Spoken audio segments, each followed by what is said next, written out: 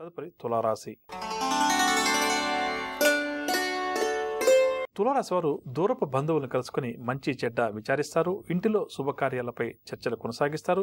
ఆర్థిక పరిస్థితి గతం కంటే కూడా ఈరోజు మెరుగుపడుతుంది. పెండింగ్ లో ఉన్న కార్యక్రమాలన్నీ కూడా దిగ్విజయంగా పూర్తి చేస్తారు. జీవిత భాగస్వామి సలహాలు కూడా స్వీకరిస్తారు. వ్యాపారం గల వారికి వ్యాపారాలు సంతృప్తినిస్తాయి. ఉద్యోగం గల వారు పదోన్నతులకు సంబంధించిన సమాచారాన్ని అందుకుంటారు. పారిశ్రామిక రాజకీయ వర్గాల వారికి కూడా ఈరోజు ఉత్సాహవంతంగా గడుస్తుంది. సినీ టీవీ కళాకారులు కూడా అనుకున్నటువంటి అవకాశాలను సాధిస్తారు. విద్యార్థులు కూడా సంతోషకరమైనటువంటి వార్తలు కొన్ని అందుకుంటారు. మహిళలకు కుటుంబ బాధ్యతలు ఏవైతే అప్పచెప్తారో వాటిని వారు దిగ్విజయంగా సమర్థవంతంగా నిర్వహిస్తారు. షేర్ల క్రయ విక్రయాల్లో మంచి లాభాలు. మొత్తం మీద తులారాశి వారికి ఈరోజు గ్రహస్థితి చాలా వరకు కూడా అనుకూలంగా ఉంది. తులారాశి వారికి ఈ వాడక సూచన రంగు ఎరుపు రంగు మరియు గులాబీ రంగు. పరిహారాల విషయానికి వస్తే తులారాశి వారు ప్రతి ఒక్కరూ కూడా లక్ష్మీ అమ్మవారిని పూజించడం ఈరోజు చాలా మంచిది. తదుపరి వృశ్చిక రాశి. వృశ్చిక రాశి వారు నూతన ఉద్యోగ ప్రయత్నాలు ఎవరైతే చేస్తున్నారో, ఇంటర్వ్యూలకు పోటీ పరీక్షలకు ఎవరైతే ఈరోజు హాజరవుతారో వారు విజయాలు సాధిస్తారు. ముఖ్యమైన వ్యవహారాల్లో ముందడుగు వేస్తారు. ప్రయాణాలన్నీ కూడా ఉత్సాహంగా సాగుతాయి. ప్రతితలు కూడా వీరికి స్నేహితులుగా మారతారు. ధార్మిక కార్యక్రమాల్లో కూడా ఈరోజు ఈ రాశి వారు చురుగ్గా పాల్గొంటారు.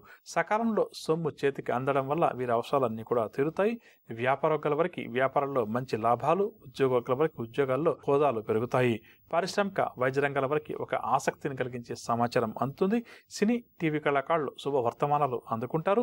విద్యార్థులకు నూతన సాంకేతిక విద్యావకాశాల్లో ప్రవేశం లభిస్తుంది. మహిళలు కుటుంబ సమస్యల నుంచి బయటపడతారు. షేర్ల క్రయ విక్రయాలు లాభిస్తాయి. వృశ్చిక రాశి వారికి ఇవాళ కాసూచన రంగు ఆకుపచ్చ మరియు తెలుపు రంగు. పరిహారాల విషయానికి వస్తే వృశ్చిక రాశి వారు ప్రతి ఒక్కరు కూడా ఆదిత్య హృదయ స్తోత్రాన్ని పఠించడం ఈరోజు చాలా మంచిది. తదుపరి ధనురాశి.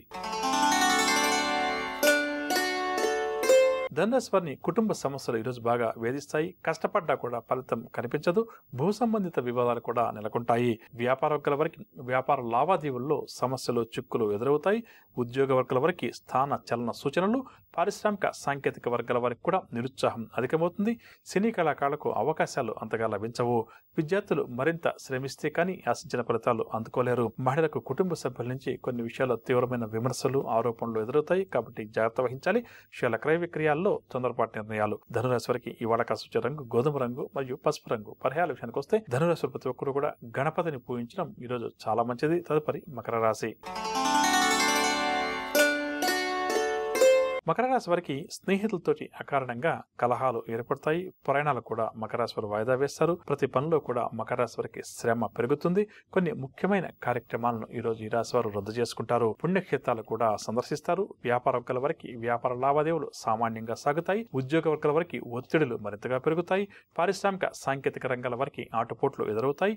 సినీ కళాకారులకు ఈరోజు అయోమయంగా గడుస్తుంది.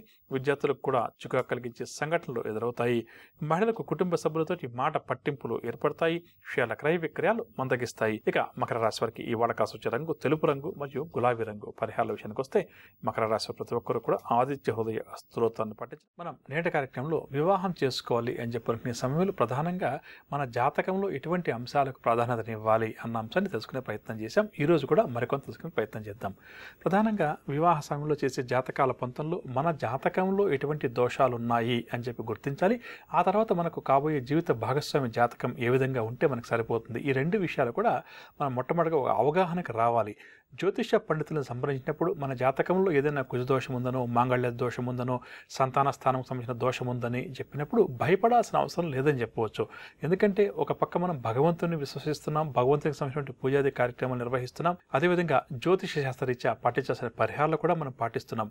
మరి ఇటువంటిప్పుడు కూడా మనకు సమస్యలు ఉన్నాయండి, సంతానం లేని దంపతులు సంతానం కలగడం లేదని, లేదా భార్యాభర్తల మధ్య తగులున్నాయని చెప్పి అనేవారంటే ఎదుటి వ్యక్తిని అంటే ఎటువంటి జీవిత భాగస్వామిని ఎంచుకోవాలి అన్న విషయంలో ప్రధానంగా మనం పొరపాట్లు లేదా తప్పులు చెప్పవచ్చు, చేస్తున్నామని చెప్పవచ్చు. కాబట్టి ఒక వ్యక్తి జాతకాన్ని పరిశీలించినప్పుడు ఒక దోషం ఉన్నప్పుడు మనకు కావాల్సినటువంటి జీవిత భాగస్వామి ఏ విధంగా ఉంటే మనకు చక్కగా అనుకూలిస్తే అన్న విషయానికి ప్రాథమికంగా నిర్ధారణకు రావాలి. దీనికి జ్యోతిష్ శాస్త్రం మన జాతక చక్రం చక్కగా కూడా ఉపయోగపడుతుందని చెప్పవచ్చు. ఇక ప్రధానంగా స్త్రీల జాతకాలను మనం పరిశీలించినప్పుడు వివాహ స్థానంతో పాటుగా ప్రధానంగా మనం మాంగళ్య స్థానాన్ని పరిశీలన చేస్తుంటాం. అంటే ఏంటంటే అష్టమ స్థానం అంటాం. జన్మ లగ్నం నుంచి కానీ జన్మ రాశి నుంచి కానీ 8వ స్థానం ఏదైతే ఉందో దాన్ని మాంగళ్య స్థానం అని చెప్పి పిలుస్తుంటాం. ఆయుష్ స్థానంగా కూడా దాన్ని పిలుస్తామని చెప్పవచ్చు. అంటే మాంగళ్య స్థానం మరియు ఆయుష్ స్థానం ఇది పురుషులకి ఆయుష్ స్థానంగా మాత్రం పిలుస్తాం. స్త్రీల విషయానికి వస్తే మాంగళ్యం స్థానం ఏ విధంగా ఉంది అన్నదాన్ని మనం పరిశీలన చేయాలంటే అష్టమ స్థానాన్ని స్త్రీల జాతకంలో చాలా లోతుగా అధ్యయనం చేయక తప్పదు. అందులో మాంగళ్య స్థానంలో దోషాలు ఉన్నాయి అంటే ప్రధానంగా ఏంటంటే మనం గత కొద్దిగా విడాకుల గురించి ఎక్కువగా విడిపోతున్న వారి గురించి మనం మాట్లాడుకుంటున్నాం.